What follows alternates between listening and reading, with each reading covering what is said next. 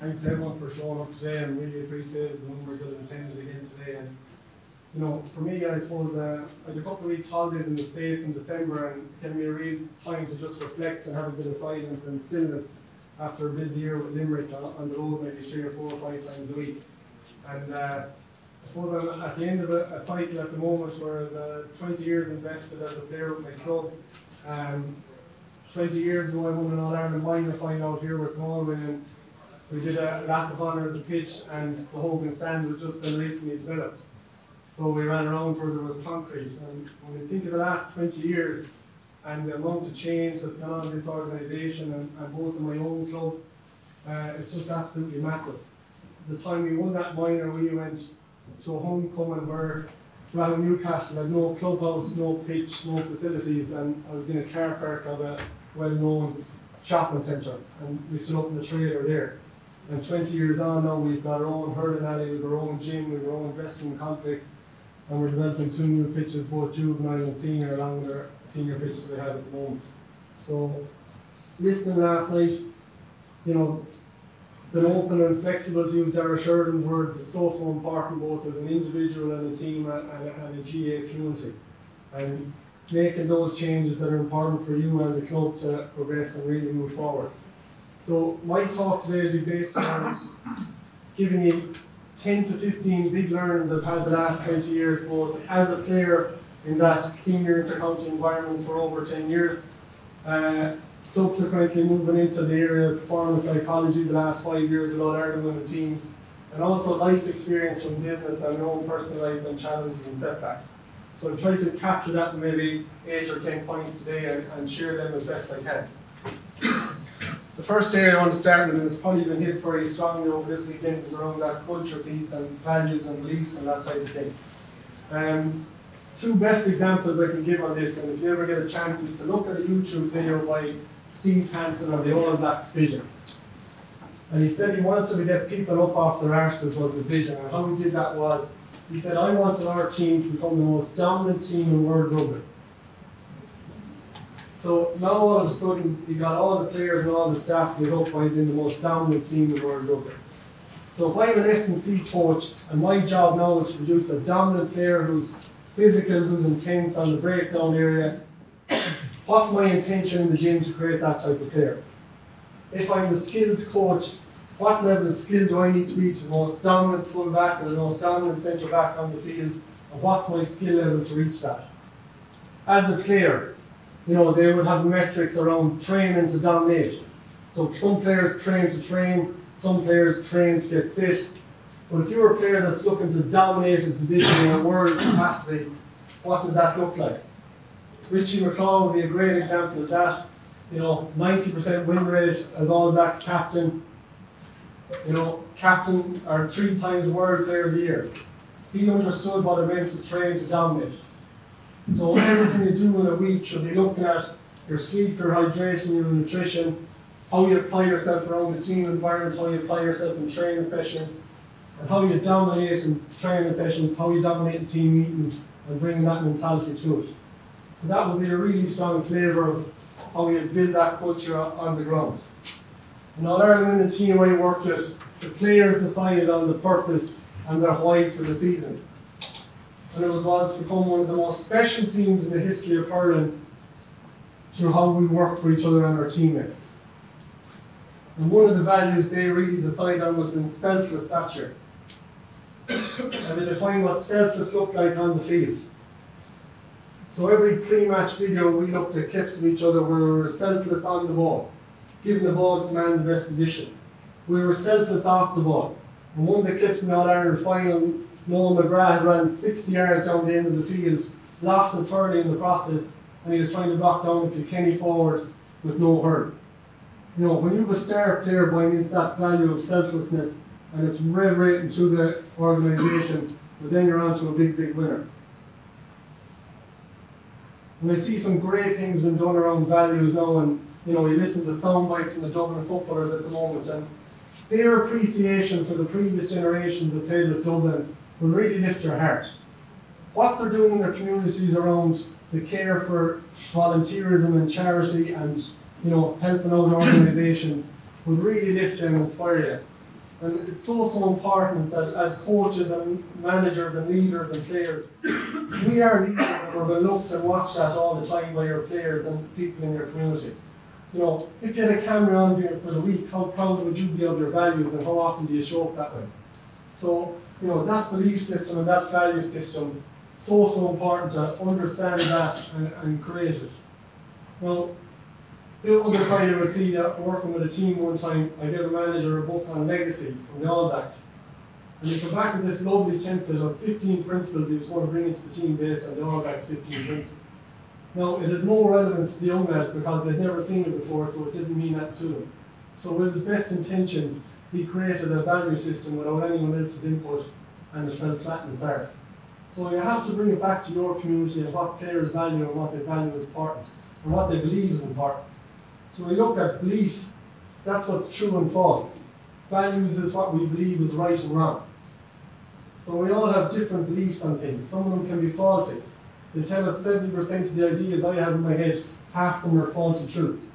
So it's very important that we question what's your definition of commitment? What does that look like? What will I see in you? What will I hear from you? How will you act? And then I get a clear picture of what commitment is and what's its belief around commitment. You know, we value training in this organisation, or we value S&C. How much do you value it? What time are you going to do it? So challenging each other on the values and the belief system is so important around that. The second thing, if we decide on a value system for the team, you know, you put it on a poster and it's on the wall and it looks lovely and you have honesty and you have commitment and you have selflessness, how do I bring that to play on the ground? So it's very important as you sit down with your group of players, this is what we decided on. We decided honesty was so important to us this year, and here's were the 2 or 3 standards that we talked about. And we look at it on a weekly basis and say, are we living up to them? And we challenge each other on the training ground around it. And we challenge each other off the field around that. How do we reinforce it? So you pull out clips of the match where they're reinforcing. You're referencing the training session. If I'm down the training ground, I should hear coaches going, that's a selfless one, well tracked. You might have ran 60 yards to close down the hooker block and not create a scoring chance for a teammate. That's what we've got to look for and reinforce all the time and bring it into the environment. The other piece around that is, you know, we talk around fun and enjoyment.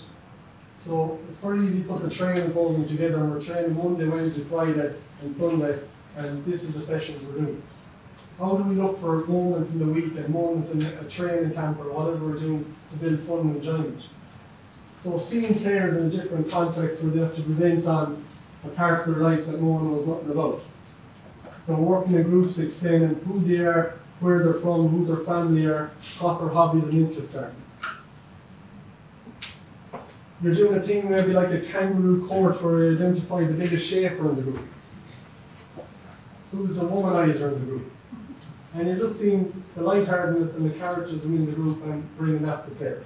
So it's really important that, you know, when we're together, we're trying to create them fun and enjoyable moments for players outside of the training and the pressure of that.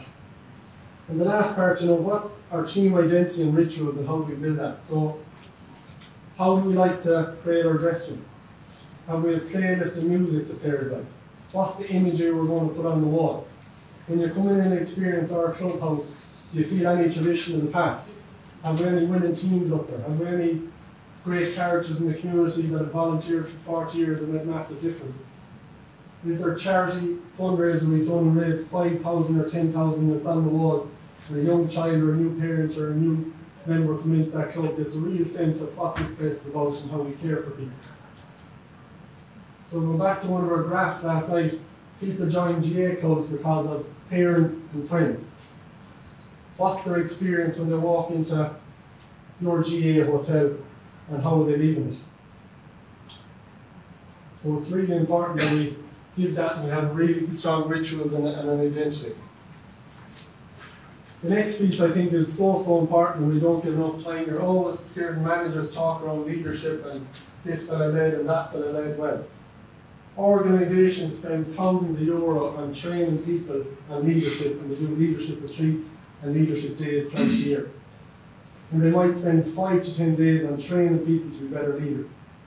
Yet we think magically these leaders are going to grow in a GA context when we put them into pressure situations. The best example I would see in current hurling would be the Tipperary hurler at the moment. I'm not going to name his name, but how he developed himself as a leader off the field is absolutely amazing. He was a school teacher and he wanted more exposure in the real working world as regards business and type things. So he took a leave of absence and went into the corporate world working in America. He set up his own gym business to understand that side. He would have done leadership programs to understand who he is and what's he about and what's his leadership characteristics, what's his leadership traits, what's his leadership style.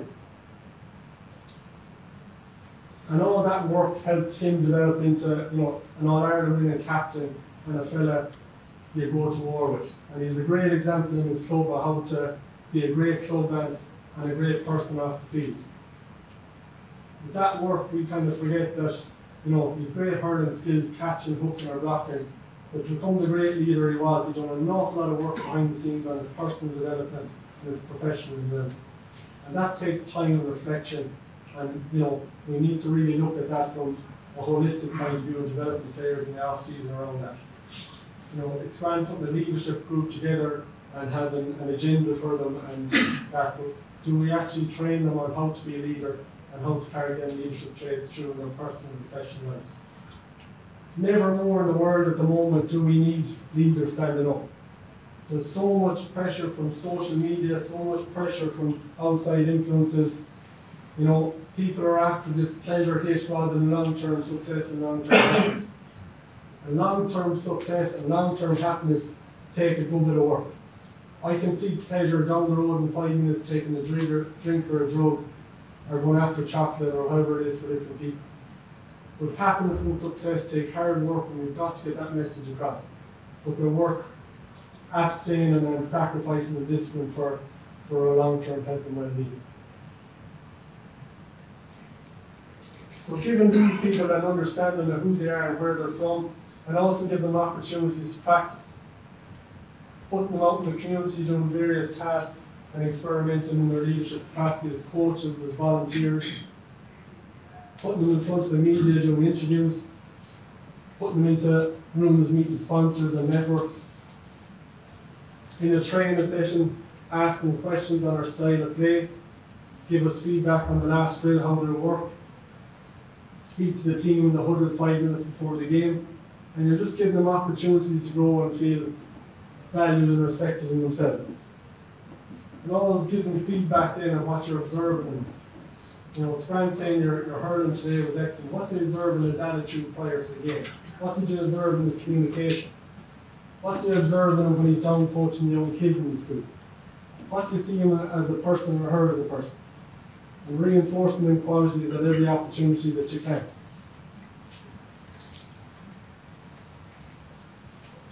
Very important line here about people never forget how you made them feel. 2 coaches spring to mind for me that I never had a hurling session on the field with them, but they made me feel 100 times stronger myself in particular moments. Pierce Piggott would be a selector with Galway in 2005 and we got to that Ireland final. Very funny character. He would arrive into training from Holland with a pair of Croc shoes on him that would be made out of timber. He'd have an O'Neill's tracksuit on him, he'd have a white vest and a white shirt, and he'd rock into training and he'd say, "Tony, how are mum and dad doing? How's college going?" When I started working, he was always interested in was I enjoying work and how my exams were going. And the last piece he'd ask me would be hurling at any stage of the week. When he saw me sitting in the dressing room here in the quarter final in 2005 for a low play tip, and I'm slightly nervous sitting in the corner, he stands up on the bench beside me and he says, "The Regans were always built for Croke Park, they're built for great occasions." And I just felt 10 feet tall and that this was my stage and I was ready for it. Another man that springs to mind would be Ian O'Shea, the Tipperary coach, who I would have met regularly after 2010 when he left the Tipperary position for cups of coffee. And just the things that Eamon would fill your head with and reinforce with you around things that no one would see on the pitch would be massively strengthening and reinforcing confidence in myself before All-Ireland semi-finals and finals. So, the value of the chat outside of the pitch, the value of the little chat in the corridor, the value of the little chat on the side of the pitch for 5 minutes. We can get bogged down in the session plan and the outline of the session of why we're doing this drill and how am I coming across in the drill. Spend the time in them little interactions. They're so much more valuable, and that's what players remember and feel. I can't remember too many training sessions I did with all in the 10 years, or how we structure the season from that point of view. Can't remember too many video analysis meetings. But I can definitely remember them moments when coaches made that kind of impact on me, when they showed genuine care for me as a person. Vulnerability is a massive strength, and I think that early part of my career, I spent too much time trying to think that an athlete had to be so strong in himself, he couldn't show vulnerability, he couldn't show any weakness, and as a subsequence, I couldn't tell people I was struggling with pressure environments and leading up to big matches. We worked with our first sports psychologist in 2006, and it was a big weight off my mind because playing the All-Ireland final in 2005 and 21, I found I got very distracted the week of the game with people on to me about tickets, people on to me about the homecoming, and it took away my energy and focus from what was important. And I felt unsettled going into the game, and it probably took me 20 minutes to settle into it. And just having that conversation 3 months after an All-Ireland final and beginning to put a context to it and speak out to it and understand what happened and why, you're able to start moving forward then and that part of the season behind and move into 2006 with a fresh perspective. So important that you have people in your support team or backroom team that are able to have them conversations with players that they can feel vulnerable and open up. And if the leader can do that as well, if we're walking in after losing a game and the manager has all the answers as to why we lost, but he doesn't put his hand up and say, I made selection errors, I made mistakes on the line, here's what we do better as a management team. Well then, that's empowering the players to step forward in video analysis and say, I didn't do my job in that line or I didn't track that run. And when you have that culture where everyone wants to improve and everyone's vulnerable that there's no fixed product here, there's no perfect product here, but then you've got everyone moving. If you're having continuous video analysis sessions with teams and there's only 5 players talking all the time, but then you're having that culture of openness and trust among each other. So look for them signs that that's a bit of a red light if the same 3 or 4 lads are talking all the time. Either the rest of the team don't feel valued or they don't feel they can be vulnerable in front of the group. And that takes practice and a lot of work behind the scenes to get that level of trust in 40 people. Communication is, another massive part of it now going forward with social media. What I find VAR can be a model I've used consistently in presentations or meetings with players. So some learning is all different for everyone. So some people like the visual. So could you have an iPad or a stats board or some sort of thing at the side of the pitch where you're able to understand what the player understands or doesn't understand around what he needs to improve on. Some players like to just listen to talks and understand that side of it. Some players like to read and write, so they need lots of information and lots of theory, and that's how they learn. And some people just learn by doing. So it's kind of understand that you probably need to give different ways of delivering different messages. What I found particularly useful over the last couple of years with particularly younger players in their early 20s, that WhatsApp audios, WhatsApp messages, sending them on videos and articles and content that way, they lap that up and they want feedback that way, and you ask them a question on WhatsApp, you get a far more reflective response than maybe face-to-face with them. So that's what I would find using WhatsApp from that kind of point of view is really, really important. The other thing I would say is, think of the apps that you can use to help players in performance. So there's some great software out around meditation and mindfulness that they can use to maybe calm nerves and anxiety leading into games and share that with them. There's some great coaching software out there that we can use for video analysis and breaking down player clips. So try and bring all them into your coaching domain and use them as much as possible, using tactics boards and notepads and all that type of thing. What to measure? So a great video during the year on Pat Gilroy talking around when he got the Dublin job and what kind of responsibility he put back on the players. So he told them to go back and watch the last 2 All-Ireland finals and tell me what's the 3 to 5 patterns you're seeing that wins these games. And they came back and identified the 3 most important ones that were coming up continuously. And when they got them right in games, they found they won. And when they didn't get them right in games, they found they lost. What's the 3 things that win this game? Now from an individual aspect, how does that influence the central back? So if it's ball retention, can I give him a target around that? If it's possessions of the ball, can I give him around that? If it's tackling, can I give him a number around that? Now he feels he's buying into the team goals as well as his own goals. And the last part then, right, when we're going to a review or a feedback session, these are the 3 things we committed to do leading into the game. How do we do the plain facts versus what actually happened? And then it's asking the players why we performed well on that, and why we didn't. And looking forward ahead, what will we do differently going through to the next game? So, it's grand saying going into a group on the first night, we want to win the county championship, or we want to win a Munster, or we want to win All-Ireland. We've got to give them concrete evidence of, I need a certain number of puckouts to win at that level, I need a certain amount of tackles, I need a certain amount of scoring efficiency, whatever it is. And giving them right, if we can hit these lads on a consistent basis in matches, we have a better chance of achieving that goal. And it's realistic and it gives them concrete evidence.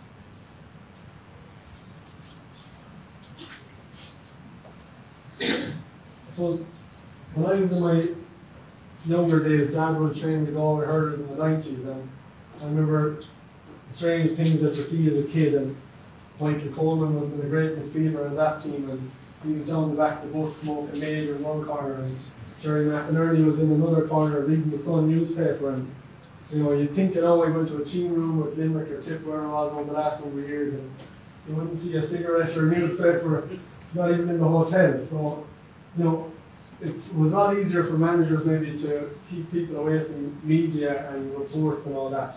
And the way I always try to, the importance of separating this.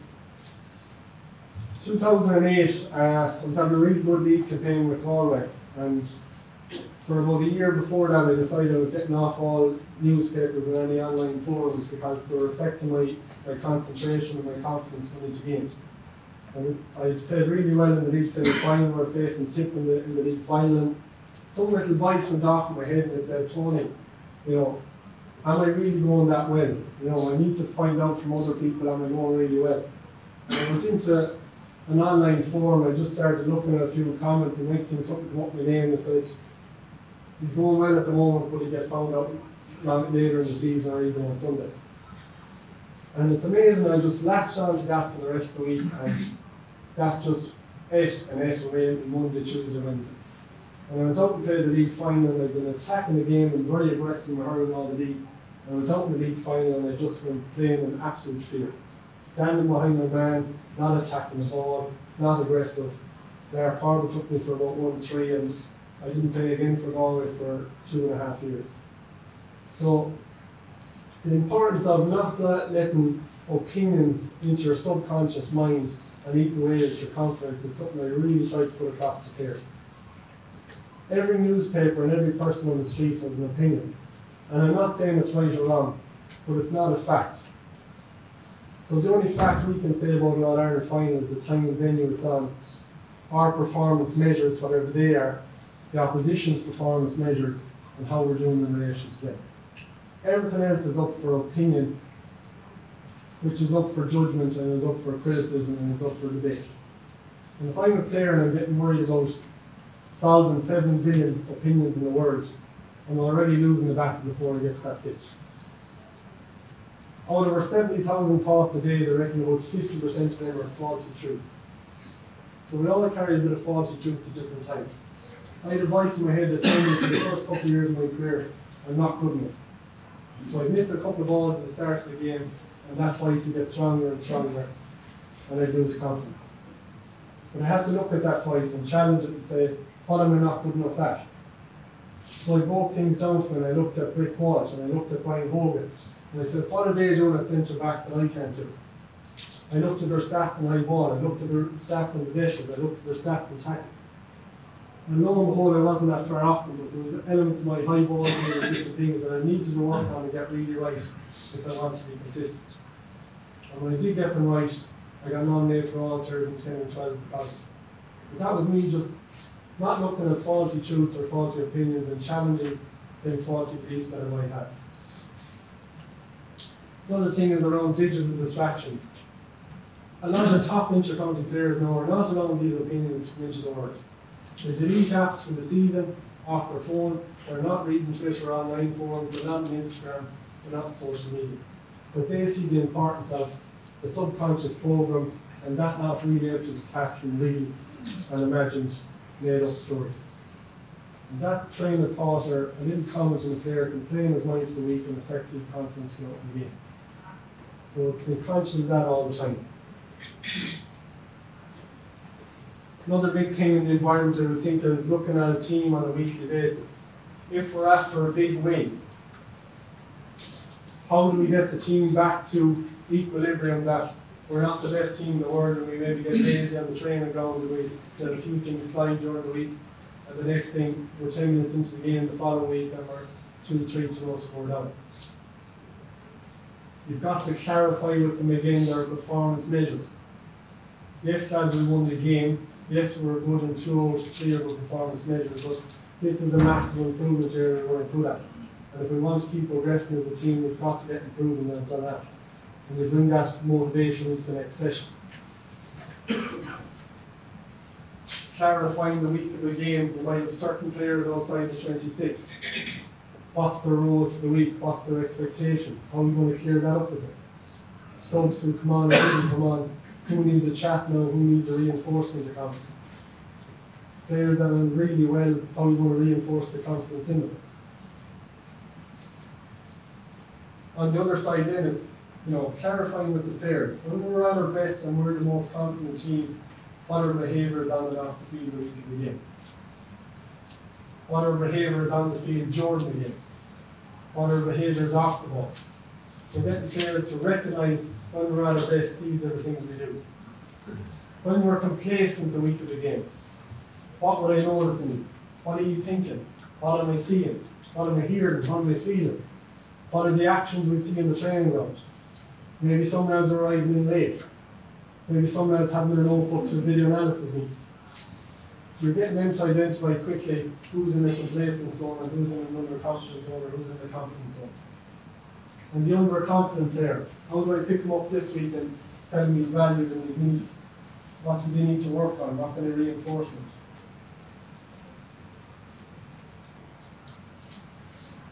Sitting down with individual players, I find it's the most rewarding part of my job as a sports psychologist. And, setting down a very clear process from during the 12 months of, what's the player I want to pull, what do I want to change? If I was watching that player out in the field, what would he look like? How would he feel? How would he move? How would he listen? How would he act? What's he like off the field? What's he like in his community? What's he like with his family? What's he like with his work colleagues? How do people experience him? Who is he as a person? What's he interested in? What's his struggles in life? What's his challenges in life? What does he want to achieve as a sports person? What does he want to achieve in his professional career, in his personal life? And setting clear goals around that. So you break it down then into looking at outcome goals. So they could be from starting the team to winning championships. Very small minority of the year, it's the last thing that's going to happen. The more important things is how he breaks that down. So if he wants to be the best or most consistent player he can be, what does that look like? So he might break it down into values like the energetic, the determined, the ruthless hurling. Setting targets on the field for that. Distribution, tackling, scoring efficiency. Setting process and training goals around that on the field and off the field. Linking all the two all the time. So if I want to be the best centre back in the field and high ball, if I watch and train and choose how long do you practice for? Having deliberate practice around that. So one of the things I would have worked on with high ball is starting off with the intention of just getting my timing right from 60 yards, catching and batting, then bringing an opponent into it, then bringing a match-based scenario in, and working off them different constraints and the intention of practice improving that area of my game. And then having an accountability partner, so that can be a coach, it can be another training partner, it can be a teammate, and regularly reflecting how I'm doing in relation to my goal. And that's just giving that person real clarity on what they want to achieve and how they want to achieve it throughout the year. And having regular check-ins on that in regards to performance or underperformance. This can be worked from a coaching point of view, it can be worked from a manager point of view, a player point of view. Okay, so the outcome from the week we want a performance on Sunday. When I think of Monday, what's the key priorities that I need to prioritise with the team this week? So that could be the gym session or the pitch session. What's the 3 things or my process within that is going to help the team perform on Sunday? What's my performance goals for the game on Sunday? And I'm linking the 3 all the time. Getting players into that next task mentality. So I can't play this game on Sunday, but what's the task I can do on Monday to help them perform? My next task, well, how well can I sleep? Have I a routine around that? How well can I prepare my meals? Have I planned out my week in accordance with my training? And you set out your ideal week from a coaching point of view, a managerial point of view. You see how that 6 or 7 days is executed, and you review it thoroughly, both individually and as a team, and you repeat it again and try and make that cycle better. And it's about stacking them weeks and reviewing them and being very reflective and trying to get to the best model that works for the individual and the team all the time. And that moving part of continuously growing as an individual, continuously growing as a team, and not staying stagnant. Winning that battle with yourself. So I mentioned the 2008 league final. Another memory that springs to mind here is, playing in an All-Ireland minor final at 16 and missed maybe 2 weeks training and coming into it. And again, I just didn't feel confident and I didn't win that inner battle with myself. The very first place an individual gets confidence from is from themselves. That voice that's inside us all is telling us something good or bad. And we all have that capacity to train ourselves to manage those thoughts. Why am I ready? What do I want to do? What can I do? Why have I prepared so well? What's my skill set? What's my strength? How do I want to show up? And start to focus on those things that I can and will do and can perform in. And yes, there will be self-doubt there at different times, and it's about challenging that and managing that and letting go of that. In the week of the game, for a coach or manager, it's very important for you that you work on your belief system. What's the attitude I'm bringing to the training session around my belief this week? What's my belief in my coaching? What's my belief in my relationship with my players? Do I value it or do I not value it? When we lose a game, what's the negative voice telling me about my coaching or my managerial capability? Also, watch out for maybe the player who you think is confident and he's a bit of a perfectionist. So he's always doing extras in the gym. He's training every night of the week. He's overcompensating in his training. He's staying too long the week of the game on the field for maybe 2.5 hours, practicing free taking or doing extra bits and pieces. And the fine Sunday comes, he's a Rolls Royce at training and he's like a long jet on Sunday. Because he hasn't really valued or trusted himself the week of the game that the work is done. And he's trying to have everything perfect in his routine. Nothing will be perfect up to go park and nothing is perfect in the week. So, it's being able to allow yourself time to not to over practice or not to over train. And watching to those players. Huge thing I'm seeing now on the pressures of modern life is that we're all on this continuous treadmill at the moment of cortisol and adrenaline, which is the stress hormone. So sitting in traffic can become very stressful for players, and we're at that for a large amount of the day. In work, it's fast-paced, maybe a lot of demands in players who are working off cortisol and stress all the time. They even work on rushing to get to training and then pushing adrenaline through the system all the time and training for an hour and a half.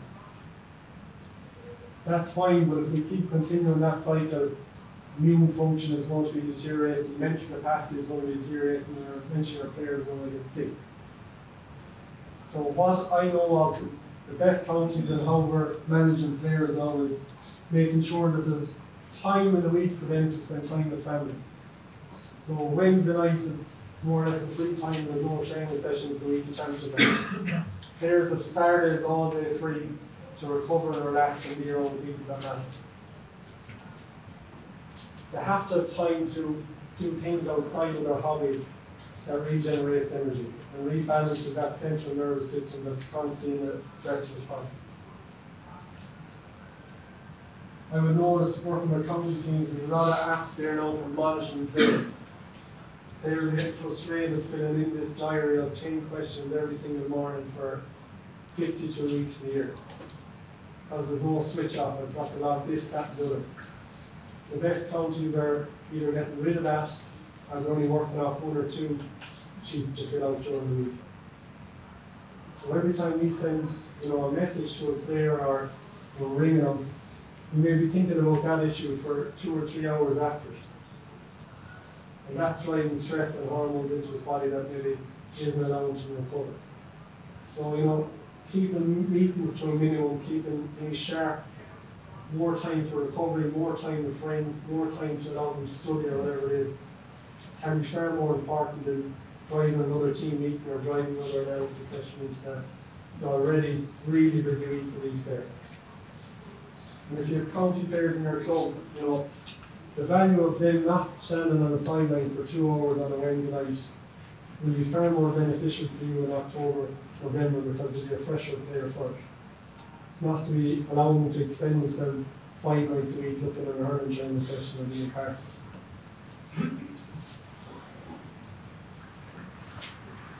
Mental fitness. In society at the moment, we've probably highest levels of anxiety in Ireland ever. Obesity levels, even from the reports last night, we're not really getting on top of it. I think Orla Farmer had a thing last night where 7,000 students were tested, and only 2% passed with fundamental movement skills and level of physical activity for teenagers. So, despite all the information and knowledge out there, we're not getting on top of these things. One of the best tools I see working for players to help them detach from stressful days and stressful weeks and stressful moments is meditation. And what meditation trains players is to be more present in the moment. So I can't be thinking about what's happening in 6 days' time, or I can't be thinking about a bad game 6 days ago when I meditate. It allows me to detach from my thoughts. From a brain point of view, we can all only hold our attention for 4 or 5 seconds.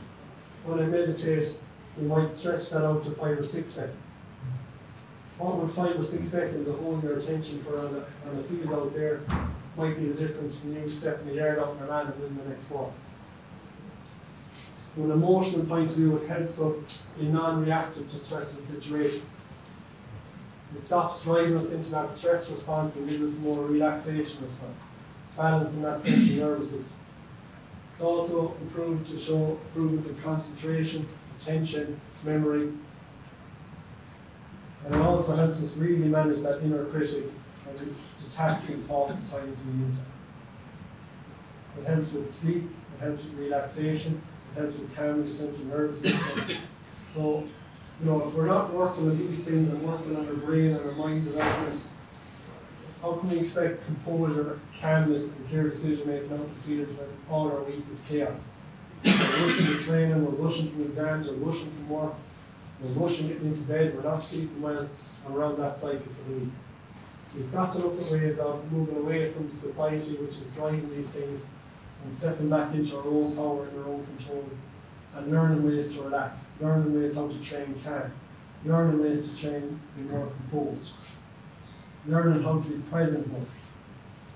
When we're present more, we're usually more consistent in our approach to everyday life. Last piece for me is biggest confidence I see coming through in players is when they're very clear on who they are as a person and who their values are. And sometimes we get attached to results out here in the sports field and we say, when I win this, I'm going to be super confident and I'm really going to enjoy it. As a coach, I'm going to be validated when I'm the manager that brings this club this county title. I've been a part of that and I've been that person at different times. Yes, they're great occasions, but it doesn't make you a special person. You've had a success. You're not above or below any other human being. It's important to get that across to sports people as well. We're not above the law because we've had success. We're not above anything or anyone. And as coaches, it's very important as players that we reinforce, these achievements will come and go.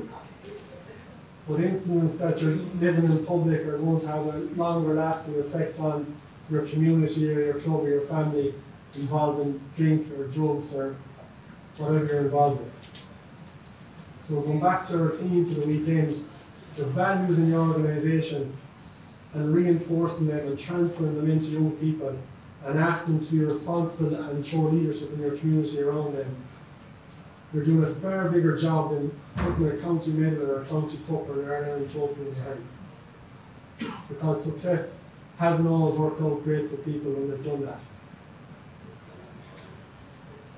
So going back to Belgian FA and that, the holistic approach again, yes, those achievements are mighty up the field and they're great moments and memories to have, but what's the legacy you want to leave on this earth when you leave? How have people experienced it? What have you stood for? What is your definition of right and wrong and good and bad? And everyone in society can be a leader on that, and it's so important. And it's so important as leaders we reinforce that in young people and bring it true. And when they work off that model, they're working from an inner source of who they are and what they're about, and that's real confidence for me. Temporary confidence come out here when you play well in the sports game, but it's not going to last for life. Their values and who you are, they're longer lasting, and their long-term happiness, their long-term confidence, and their long-term sense of fulfillment. So the importance of them in our organisations cannot be underestimated. And I would say really drive on with those things for 2020 within your team environment. You will be rewarded for seeing them in others and seeing them in your team and reinforcing them in the team. And it simplifies and clarifies everything. If we have a common language, we have a common coming together of what we're about and what we stand for. And yes, trophies may come out of that or they may not, but they ultimately won't decide who you are in the person and find who you are in the person. They're a nice little add-on on the trailer, but they're not you or who you are. So, thank you very much for your time.